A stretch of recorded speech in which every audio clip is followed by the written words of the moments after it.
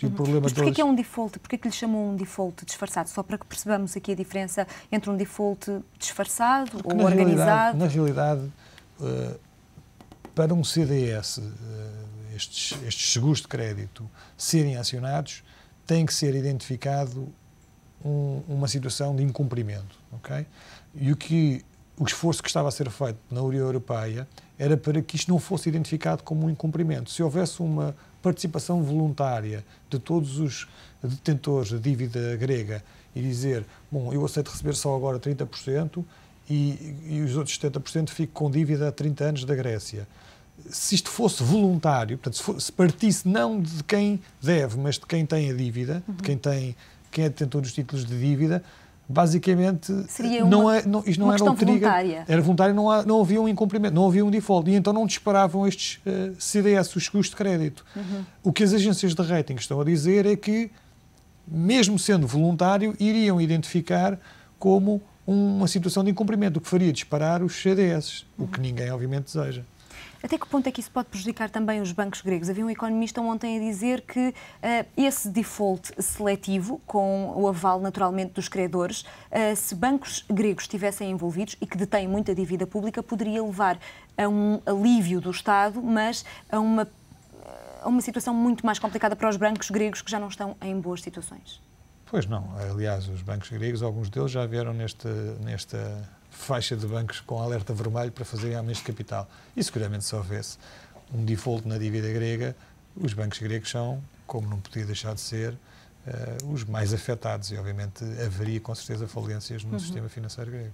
Professor, gostava de ouvir também a sua opinião sobre isto. Se acha que um dos maiores problemas europeus pode estar a ficar, ou pode ter ficado de fora dos testes de stress? Muito obrigado. Eu queria só antes voltar ao tema do downgrading da Moody's, porque o que me parece grave é isto. A Moody's acha que Portugal não tem credibilidade, que não vai poder pagar os juros. Mas a Moody's está-se a pronunciar em sentido totalmente contrário ao da chamada Troika, que apresentou este plano e esse plano seria a condição para Portugal poder pagar a dívida e manter-se normalmente nos mercados financeiros. Isto significa mais do que uma desautorização a Portugal, uma desautorização ao modelo que a Troika impôs em Portugal. E esse modelo que a Troika impôs tem muitos pontos extremamente criticáveis. Ainda o é mais, digamos, a ideia de ir mais além da Troika, por exemplo, com o imposto extraordinário, que não tinha sido considerado no projeto da Troika porque tinha havido alternativas a esse projeto, a esse imposto, e, portanto, agora, digamos, é duplicado o esforço. E o que é que acontece? O plano da Troika, de facto, para além das coisas que tanto contestavam, assenta em pressupostos extremamente otimistas, designadamente quanto ao aumento das exportações em Portugal.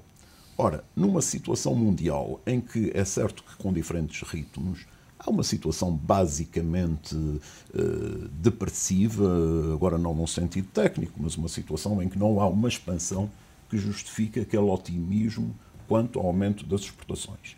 E há outros pontos que levam a pensar que este programa é extremamente aleatório. E é também nessa base que a Moody's decide. Claro que depois há outra componente, que é pensar que, eventualmente, a direção política portuguesa não tem capacidade para isso. Mas, basicamente, acho que a Moody's implicitamente está a crescer, está a criticar a estagnação económica de Portugal, que não lhe vai permitir cumprir as suas obrigações com o estrangeiro. Quanto aos stress tests, há outra coisa que prejudicou, parece-me, a banca portuguesa, que foi não ter sido autorizado que a banca considerasse o aumento da intermediação financeira que vai resultar da subida das taxas de juros. A banca portuguesa lutou muito por isso, mas não conseguiu. E isso teria sido um ponto que teria amenizado.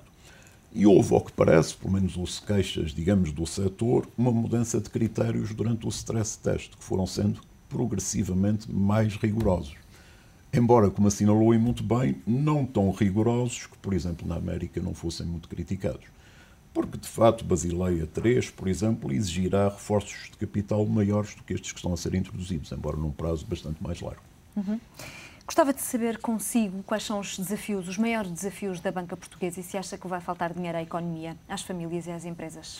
Eu queria, respondendo à pergunta e ao mesmo tempo respondendo àquilo comentando aquilo que foi dito aqui, eu acho que a taxa de intermediação dos bancos, ao contrário do que se possa pensar e de acordo com o que está a acontecer agora, está negativa. E nesse sentido tem ainda mais dificuldade em compreender como é que a banca conseguiria buscar uma rentabilidade maior de uma taxa de intermediação melhor que iria conseguir alguns no futuro. Neste momento ela é negativa. Nós pagamos, eventualmente com a subida, é verdade, mas com o tempo aconteceria. Neste momento o que acontece é que os bancos portugueses pagam 6%, 5%, 4% de juros e têm realmente um portfólio de crédito à habitação, por exemplo, do outro lado do balanço, que cobra 2%, 3% de juros. Ora, isto quer dizer que os bancos estão a pagar mais pelo dinheiro que emprestam do que conseguem ir buscar aos empréstimos que concederam no passado. Mas se me permite, como esses empréstimos estão indexados, quando a taxa de juros subir, melhora a intermediação financeira, que estou de acordo consigo, hoje em dia é negativa. No futuro, a 6 meses, exato, mas por isso é que no rating devia ter sido considerado.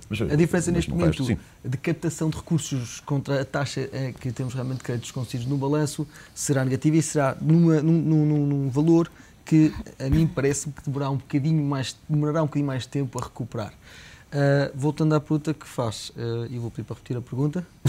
Vai faltar, repito com certeza, porque os portugueses devem estar todos de ouvidos. Se vai faltar dinheiro à economia, às empresas e às famílias? Nós estamos perante uma situação de extração de dinheiro do país. E extração do país está-se a fazer de duas maneiras, pelo aumento dos impostos e pelo aumento do custo do crédito. Não há forma de cumprir aquilo que nós temos que cumprir sem subir impostos, por muito esforço que se faça do lado da despesa e que terá que ser feito, provavelmente não terá sido feito ainda tudo aquilo que poderia ser feito, mas que irá acontecer. Para isso, subida de impostos implica extração de dinheiro da economia. A economia vale X bilhões de euros, quando eu imponho mais um imposto, eu vou buscá-los à economia para pagar a dívida que vai para o estrangeiro, na sua forma de juros, e portanto eu vou extrair dinheiro da economia. A economia sempre precisa de dinheiro para funcionar e para começar a crescer. Por outro lado, se os bancos têm que desalavancar os seus balanços e, portanto, não querem conceder crédito, aquele crédito que concedem-no mais caro. Mais uma vez, estamos a extrair dinheiro da economia para pagar esses juros, para de alguma forma ajudar os balanços dos bancos que neste momento ainda não estão equilibrados. E, nesse sentido, são dois fatores muito pesados a retirar a liquidez da economia. Nesse sentido, a não ser que exista então uma progressão das exportações significativa, a não ser que de alguma forma nós consigamos entrar num padrão de crescimento interessante, temos que assumir que essa mesma extração da economia é aquilo que gerará o crescimento negativo do PIB que está a ser previsto por todos os analistas em Portugal. Então como é que a banca vai superar esse desafio da liquidez? Ajudava se o Estado pagasse as suas dívidas à banca ou não? Aí dependeria muito de como é que isso seria feito. Se houvesse, pura e simplesmente, um fenómeno em que o Estado pagasse a sua dívida, leia-se, ou as obrigações que estão investidas pelos bancos em obrigações de tesouro ou bilhetes de tesouro, de uma qualquer maneira, vejo isso com alguma dificuldade, porque teria que pagar na mesma altura a todos os detentores de obrigações, não se pode pagar simplesmente a um, tem que se pagar a todos. Ou então, eu pergunto isto porque aparentemente está estimado que sejam 40 mil milhões de euros aquilo que o Estado deve à banca e que é precisamente aquilo que a Banca Nacional deve ao Banco Central Europeu. Se o pagasse, resolveria os problemas ou não? Eu não conheço esse valor de 40 mil milhões de euros. Eu diria que, voltando à discussão, eu diria que pela parte de títulos de dívida comprados por bancos portugueses, eu não acredito que seja possível. Porque teríamos que pagar toda a nossa dívida a todos aqueles que são detentores de dívida então portuguesa. A banca tem que resolver o problema da liquidez de outra forma, venda de ativos? A outra parte, peço desculpa, que é se de alguma forma conseguisse pagar todo aquilo que são empréstimos de médio e longo prazo contraídos pelas empresas públicas, que esses sim são contratos bilaterais entre os bancos e as empresas públicas. Portanto, aí poderíamos ajudar. Porquê? Porque reduziríamos o lado dos empréstimos da banca às empresas. Portanto, aliviaria. Estamos praticamente a terminar, para concluir a sua ideia? A minha ideia é simplesmente que, provavelmente, qualquer efeito desse género deveria ser feito via contratos bilaterais, ou seja, via empréstimos concedidos a empresas públicas e não no lado da dívida pública, no lado de títulos.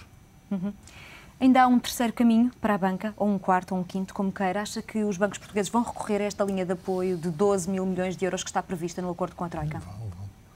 Ainda que digam que não querem. Bom, não querem porque, obviamente, isso, se for para... uma coisa é para emitirem obrigações com garantia do governo, não é? Outra coisa é recorrerem a isto para se capitalizarem. E nesse ponto é que os bancos dizem que não querem. Mas porquê?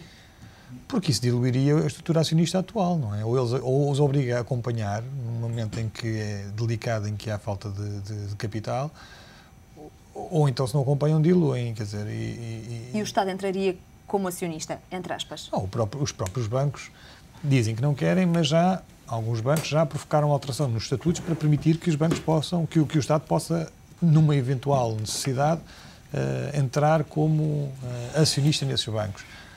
Temos mesmo de terminar. Eu gostava só de dar 10 minutos ao professor. 10 minutos é ótimo. 10 segundos. Foi um lapso. Já os gastei com a brincadeira. 10 segundos para deixar uma ideia Positiva, final. não me peçam. Porque falou-se aqui na dívida do setor empresarial do Estado, que é um dos grandes problemas. Porque, curiosamente, a Troika e as verbas que estão afetas ao sistema financeiro não permitem limpar esta dívida. De facto, a ideia não é positiva para terminar, mas é o que é possível. Muito obrigada, meus senhores. Foi um gosto tê-los nesta Comissão Executiva.